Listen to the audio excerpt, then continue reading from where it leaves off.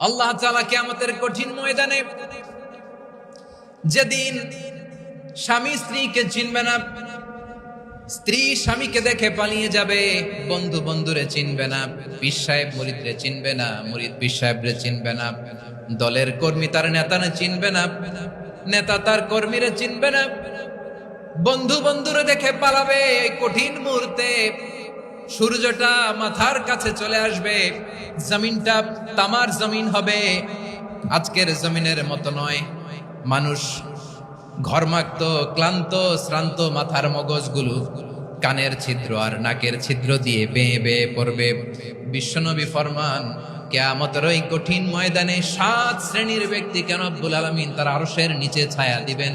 তার মধ্যে প্রথম শ্রেণীর ব্যক্তি হলো ইমামুন আদিল, যে ইনসাফের সাথে বিচার করে, যে জাস্টিস সমাজে সার্ভ করে, যে সুশাসন নিশ্চিত করে, ওই ইমামুন আদিল। আদিল শব্দটা বুঝছেন না? ইন্নাল্লাহা ইয়া'মুরু বিল আদল, পাইছেন?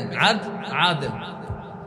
7 শ্রেণীর ব্যক্তিকে আল্লাহ তাআলা সুশীতল আরশের নিচে ছায়া দিবেন, যেদিন তার দেয়া ছায়া ছাড়া কোনো ছায়া থাকবে না।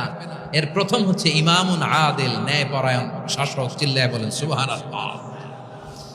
আবার বিশ্বনবী বললেন, ইন্নাল মুকসিতিনা ইনদাল্লাহি আলা মানাবিরা মিন নূর আন ইয়ামিনির রহমান। কিয়ামতের দিন যারা ন্যায় পরায়ণ হিসেবে আল্লাহর সামনে দাঁড়াবে, কিয়ামতের দিন রব্বুল আলামিন তার আরশের ডান দিকে ওই ন্যায় পরায়ণ লোকদের জন্য আরশের ডান দিকে একটা নূরের মিম্বারে তাদেরকে বসার সুযোগ করে দিবে।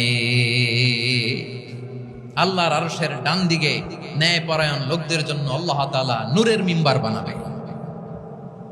4টে কেন কথা মনে করেছেন? আল আদাল, জাস্টিস। ইন্নাল্লাহা ইয়া'মুরু বিল আদল। আল্লাহ তাআলা এই আদালতের নির্দেশনা দেন, সুবিচার, সুশাসন। প্রিয় ভাইয়েরা, এটা আমরা বাংলাদেশে চাই কি চাই না?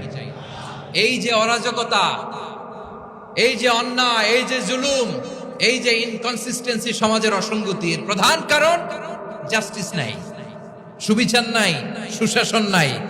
শেষবারের মতো আওয়াজ করে বলেন তো, আমরা বাংলাদেশে আদল চাই কি চাই না?